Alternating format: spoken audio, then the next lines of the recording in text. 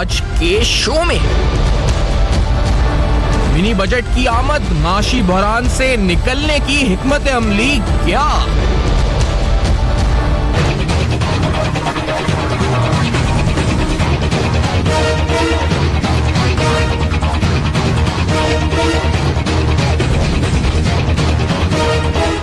बैरूनी कर्जे, होश रुबा खसारे, हुकूमती इक़दामात क्या सिमत दुरुस्त?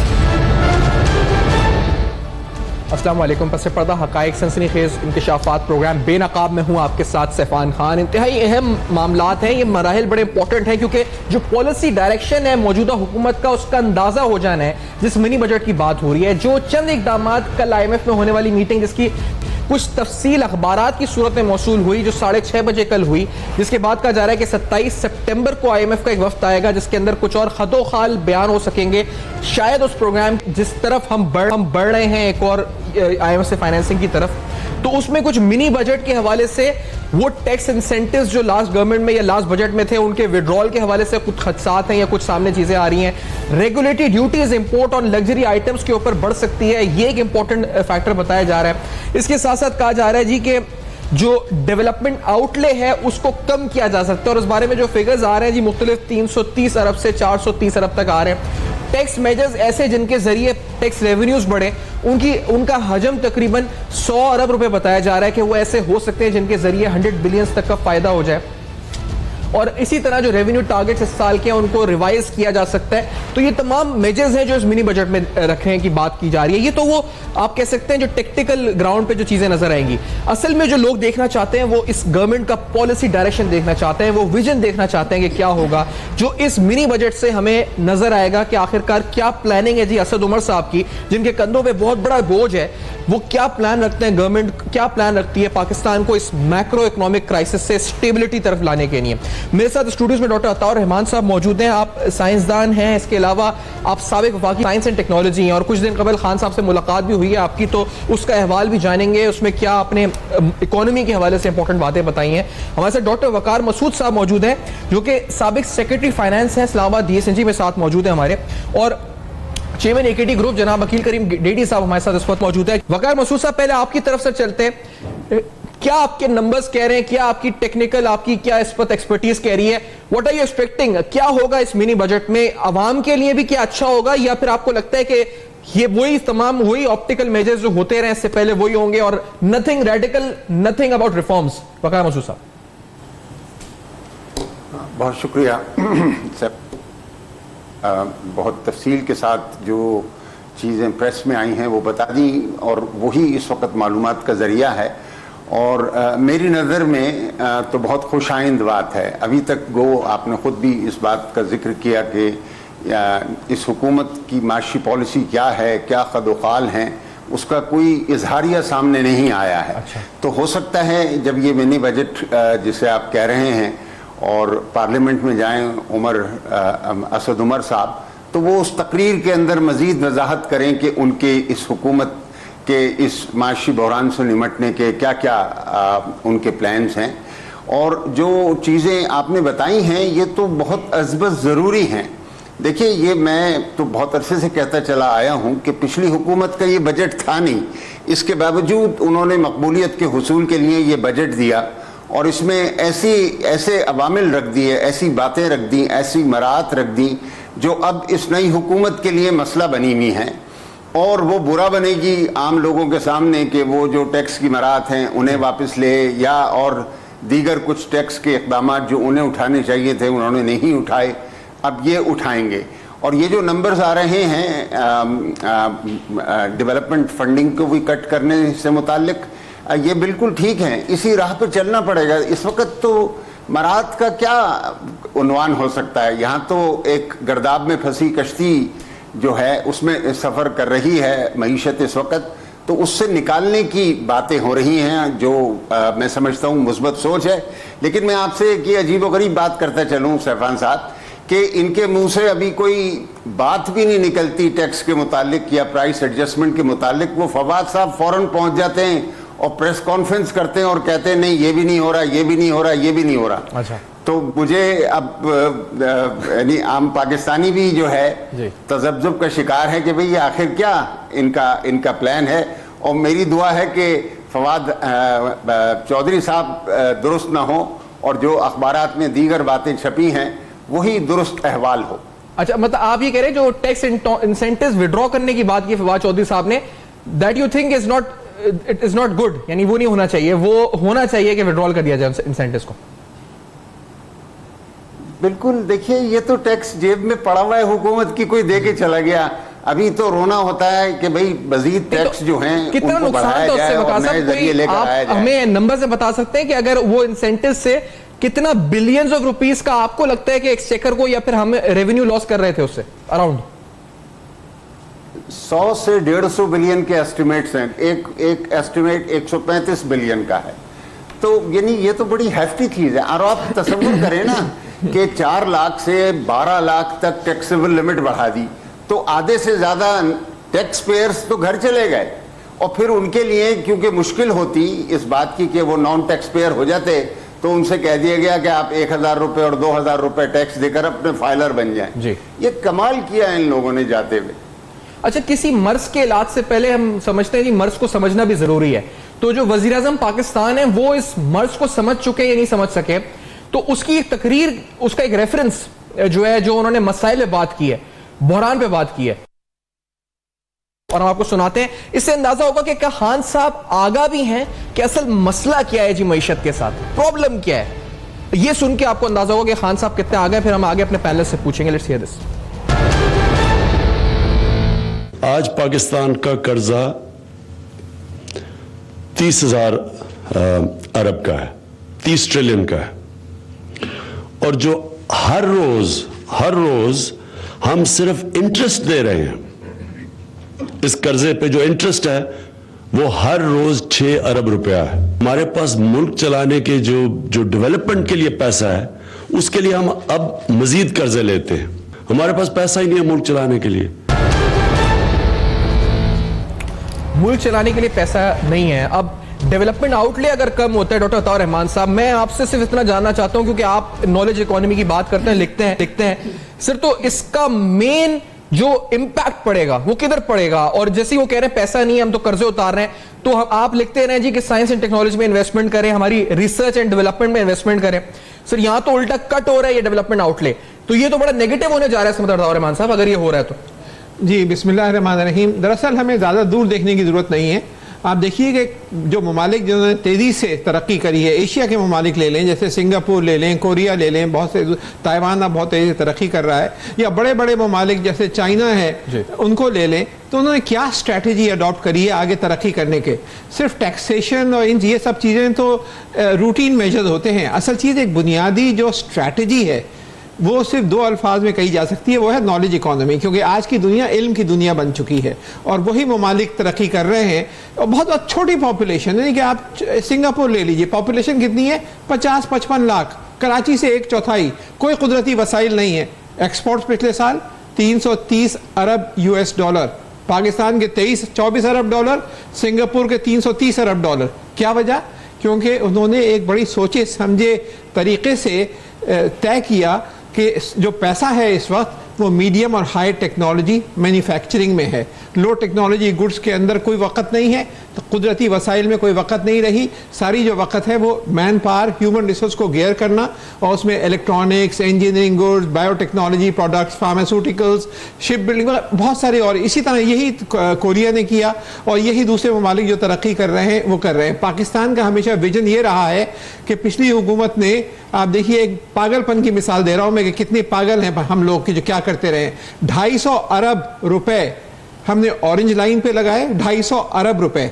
और साइंस और टेक्नोलॉजी का मुल्क का बजट 2.5 अरब, 2.6 अरब, यानी कि 2-2.5 अरब रुपए हम साइंस में दे रहे हैं और 250 अरब रुपए, 100 गुना ज़्यादा, एक 27 किलोमीटर की स्ट्रिप जो है लाहौर के पास उस पर लगा रहे हैं।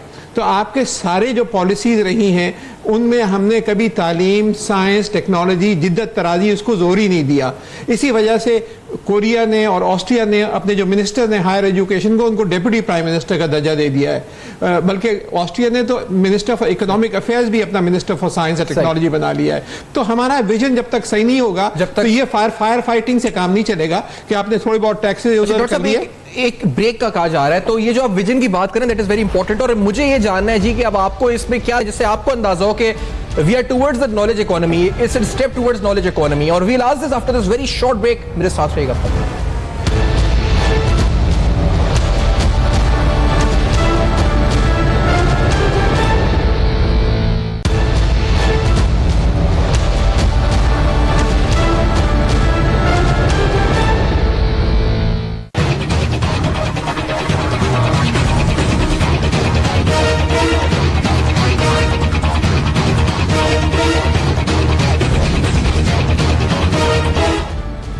Welcome back. आप देख रहे हैं बेनकाब, और बेनकाब में अहम तरीन सवाल उठा रहे हैं जी कि पॉलिसी डायरेक्शन क्या होगा गवर्नमेंट का, आगे चल के अहम तरीन माशी चैलेंजेस का सामना किस तरह करेंगे।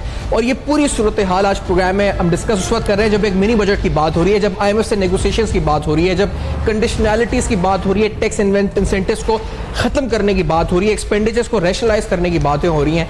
तो अकील करीम रेड्डी साहब, पहले आपसे सर मैं क्या सोच रहे होगा इस मिनी बजट में, आपकी तवक्कुआत क्या है? देखिए, जो बजट था वो तो बड़ा समझ में नहीं आ रहा था कि बजट क्यों बनाया गया, पिछला बजट जी।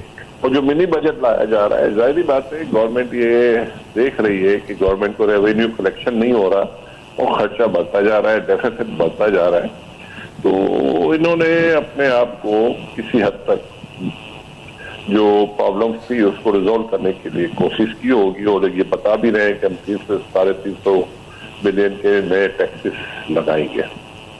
तो जारी बात है उसमें बहुत सारी ड्यूटीज भी होंगी और बहुत सारी टैक्स छूट जो दी गई थी वो खत्म की जाएगी।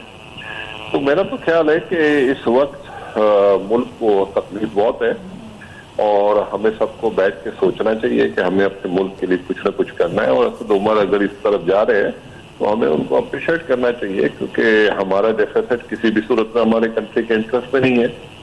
और थोड़ा अगर किसी पे बोझ आ भी जाता है तो बहरहाल मुल्क जितनी मुश्किल में है, इसलिए बेहतर तो यही होगा हर आदमी उसको बर्दाश्त करने की कोशिश करे। नहीं, लेकिन अकील साहब ये जो होता है हर दफा के रिफॉर्म्स हों और टैक्स नेट को बढ़ाया जाए, ना कि टैक्स बर्डन बढ़ाया जाए उन लोगों पे जो ऑलरेडी टैक्स देते हैं। तो आपने, हम तो तवक्को रखते थे कि ये जो टीम होगी इकोनॉमिक टीम, ये वो रिफॉर्म्स लाएगी जिससे नए लोग टैक्स नेट में आएंगे, बजाय इसके कि उन लोगों पे बर्डन बढ़े जो ऑलरेडी टैक्स नेट पर है। तो ये खिलाफ तवक्को नहीं बात है। ये मेरा ख्याल है अभी ये अटेम्प्ट कर रहे हैं, ड्यूटीज बढ़ा रहे हैं, बढ़ा रहे हैं इम्पोर्ट किल करने के लिए। और इम्पोर्ट को किल करना बहुत जरूरी है, क्योंकि जिस तरीके से इम्पोर्ट बढ़ रही है और जिस तरीके से ट्रेड डेफिसिट बढ़ रहा है उसको रोकने की जरूरत तो है। तो ये अटेम्प्ट जो है ये आपकी इम्पोर्ट को किल करने के लिए। और मैं समझता हूँ ये लग्जरीज आइटम जो है इनके ऊपर ये रेगुलेटरी ड्यूटी लगा रहे हैं। तो मेरा ख्याल है ये अटेम्प्ट बुरी नहीं है। आपके साथ और भी बहुत सारे एक्सपर्ट हैं और मैं समझता हूँ ये बहुत पहले कर देना चाहिए। इसमें शायद हम काफी डिले हुए, आगे हम बहुत बड़ा डेफिसिट लेके चल नहीं सकते। अभी हमें IMF के पास जाने की भी जरूरत पड़ सकती है। अगर IMF के पास नहीं भी जाते तो फिर हमें इतनी ह्यूज अमाउंट कोई देगा नहीं जी। और फिर हमने यूटिलिटी की प्राइस भी नहीं बढ़ा रहे। हर साल हमारे रूपी डिवैल्यू हो जाता है और डिवैल्यू होने की वजह से हमारे ये इदारे, पावर के और गैस के इदारे मुश्किल से मुश्किल तरीन सूरत हाल में जा रहे हैं। तो ये गवर्नमेंट जो कि 2008 में सोच चुकी थी कि हम अब सब्सिडीज नहीं देंगे, लेकिन उसके बावजूद हम देख रहे हैं कि सब्सिडीज दे भी रहे हैं और बढ़ भी रही है। तो ये डेंजरस है। ये हमारा मुल्क बहुत ही मुश्किल में चला जाएगा और ये हम अफोर्ड नहीं कर सकते। और असद उमर साहब इस वक्त अगर रेगुलेटरी ड्यूटी बढ़ा रहे हैं, लेकिन इसके बाद भी और टफ डिसीजन लेने की जरूरत है। एक तो करप्शन तो किल करेंगे ही करेंगे, बाकी भी बहुत कुछ करने की जरूरत है। बैठे बैठे अब ये मुल्क नहीं चलेगा, इसके लिए बहुत सारी चीजें आपने करनी है। Exactly. और जो आप कह रहे हैं कि नए टैक्स वगैरह के लिए, तो वो भी डेफिनेट उसके लिए भी इनको काम करने की जरूरत है। लेकिन ये क्योंकि ये मिनी बजट दे रहे हैं और इसमें इनको फौरी तौर पे अपनी इंपोर्ट को भी कम करना है, तो ये तो उस हद तक तो समझ में आ रही है कि ये इंपोर्ट को रोकने की कोशिश ठीक है कर रहे हैं। ये पॉइंट आपका आई गॉट इट। डॉक्टर साहब आपकी तरफ बता रहमान साहब, अगर मैं ये बात पूछूं, अभी अकील साहब ने बात की, उन्होंने कहा जी कि बड़ा जरूरी है क्योंकि ये सारे मेजर्स इस वक्त जरूरी हैं, उसके बाद फिर आगे और बहुत से होलिस्टिक मेजर्स करने हैं। लेकिन आप अभी बात कर रहे थे साइंस एंड टेक्नोलॉजी की। अब अगर डिमांड कंप्रेशन होती है और टैक्सेस बढ़ाए जाते हैं, रेवेन्यू डेवलपमेंट आउटले कम किया जाता है, तो आपको नहीं लगता कि डॉक्टर रहमान साहब बड़े इंपॉर्टेंट सेक्टर्स से फंड्स कम हो जाएंगे और फिर वही जो आप साइंस की बात करते हैं वो तो नहीं होगी, फिर इधर क्या होगा फिर?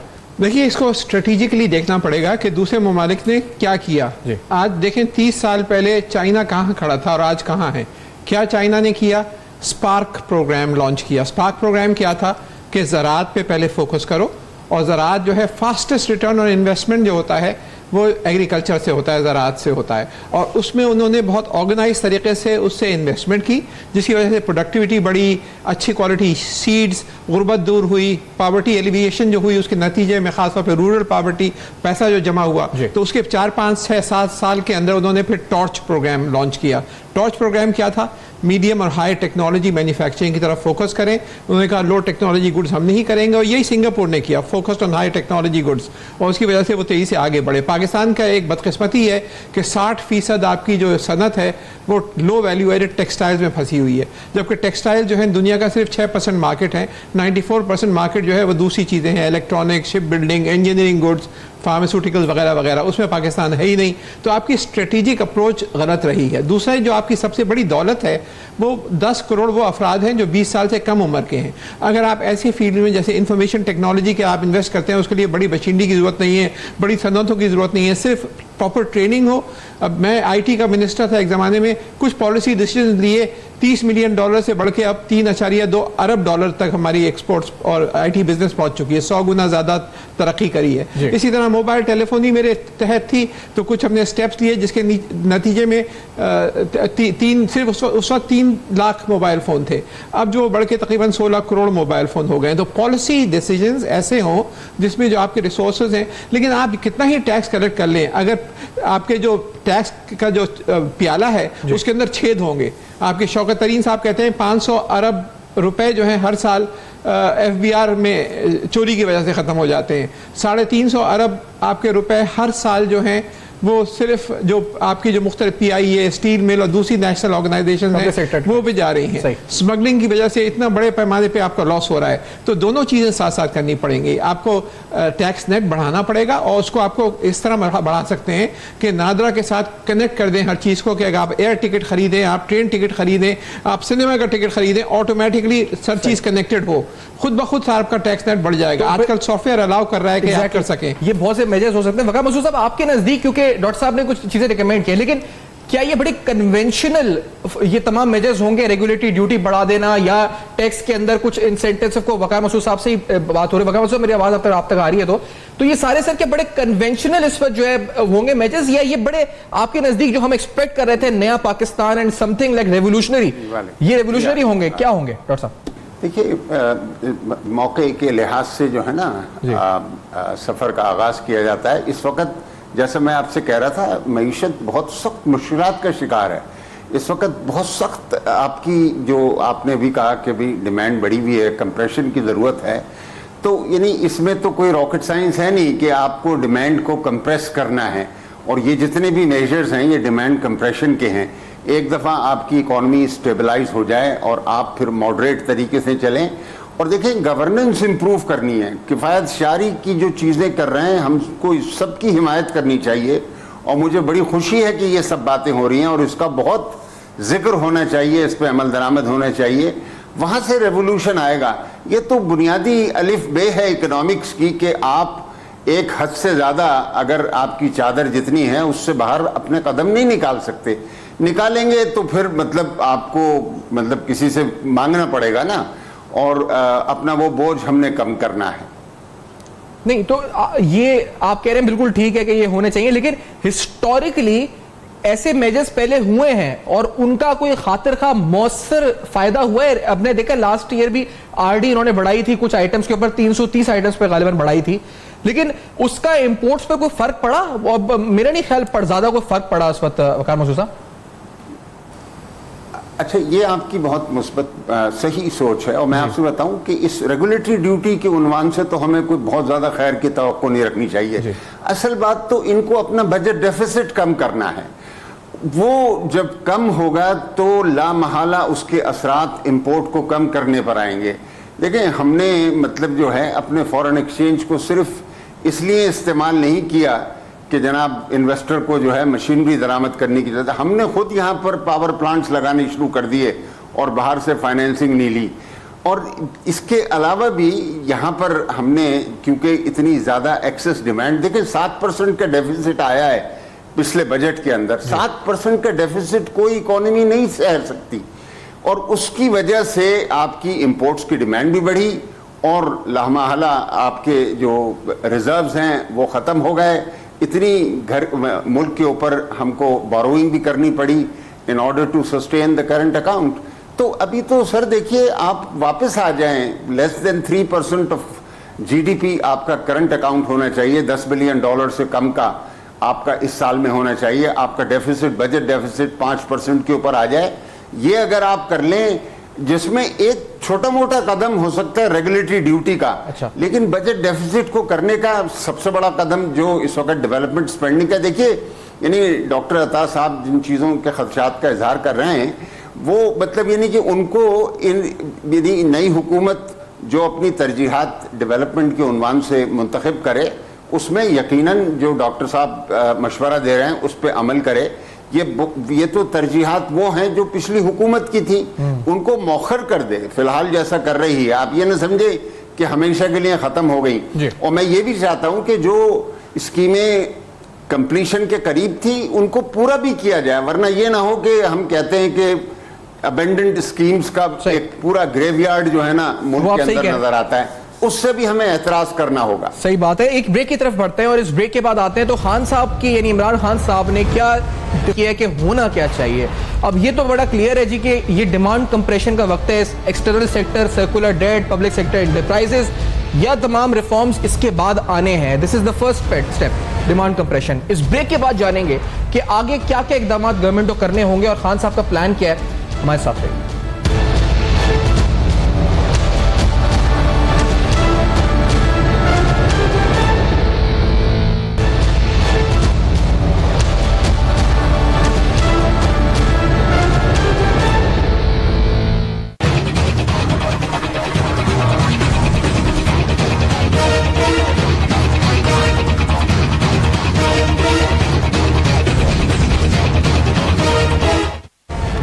Welcome back. आप देख रहे हैं बेनकाब, जहां अहम तरीन सवालात उठा रहे हैं और ये तमाम मिनी बजट से ताल्लुक रखते हैं। डिमांड कंप्रेशन, यानी अगर इस पर जो अखराजात या जो खर्चे करते हैं, जो डिमांड है इस पर पूरे पाकिस्तान की, कम किया जाए उसको। अभी अखिल रहीम बेटी साहब कहते हैं जी बड़ा जरूरी है, होना चाहिए। वकार मसूद साहब ने कहा जी कि बड़े इंपॉर्टेंट स्टेप्स हैं, होने चाहिए ये तमाम मामला। अता रहमान साहब भी मुख्तलिफ हवाले से बात कर रहे हैं।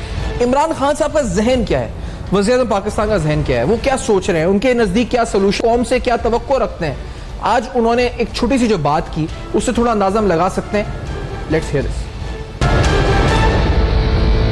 ये जो आज ट्रैप है जिधर हम आज फंसे हुए हैं, इसको ये क्लासिक डेट ट्रैप है। इससे निकलने के लिए हमें अपने आप को बदलना है, हमें पॉलिटिशियंस को अपने आप को बदलना है, जो हमारी ब्यूरोक्रेसी है उसको बदलना है, अवाम को अपने आप को बदलना है। यानी अगर हम अपने आप को जिधर आज हम खड़े हैं हम बदलेंगे नहीं, तो वो एक और भी कुरान की आयत है कि मेरी जमीन पे निकल के देखो कितनी कौमें मैंने तबाह की जो मेरे हुक्म पे नहीं चली। तो यानी ये एक जेन्युइन क्रॉस रोड्स है आज पाकिस्तान का। अगर हम अपने आप को चेंज नहीं करेंगे आगे डिजास्टर है।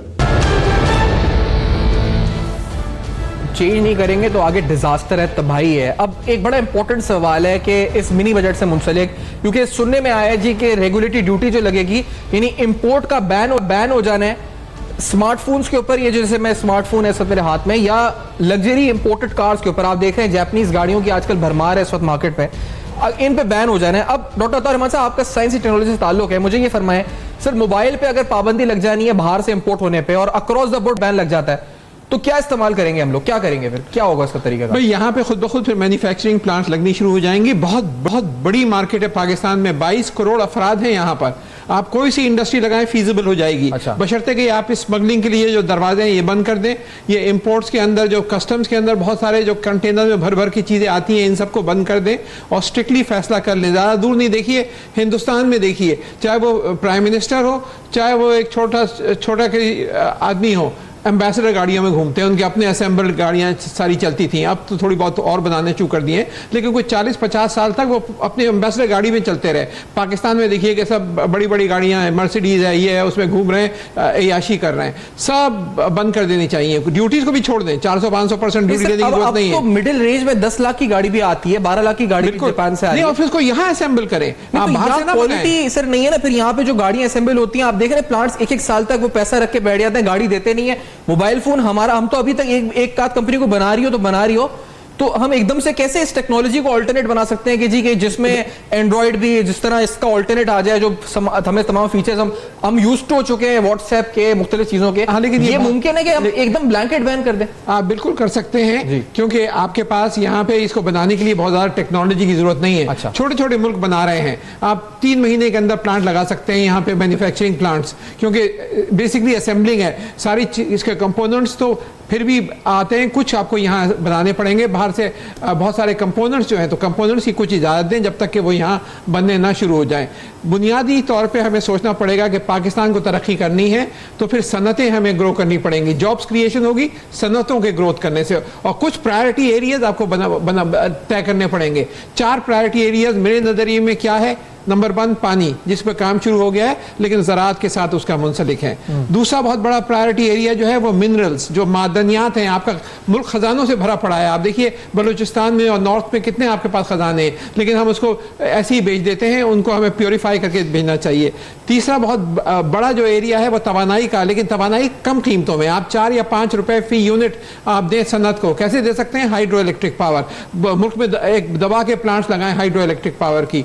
और चौथा जो है वो इंफॉर्मेशन टेक्नोलॉजी, जैसे मैंने कहा कि आप 6 महीने साल भर में लाखों बच्चों को ट्रेन कर इस वक्त भी आप दुनिया के नंबर 3 में शुमार होता है पाकिस्तान का, जो एप्लीकेशन डेवलप हो रही हैं, एप्स जो फ्रीलांस एप्स हैं, तकरीबन $1 अरब की आपको एक्सपोर्ट हो रही है, ये आसानी से $10 अरब तक जा सकती है। ये जो मेजर्स हैं Waqar Masood sahab, do you agree with this कि ये जो स्मार्टफोन्स और स्पेशली लग्जरी कार्स और एक आध आइटम्स और थे जिन पर इंपोर्ट बैन हो, तो ये ब्लैंकेट बैन की बात हो रही है? सर आप लोगों के दौर में कभी आपने कंसिडर किया ऐसी चीज को?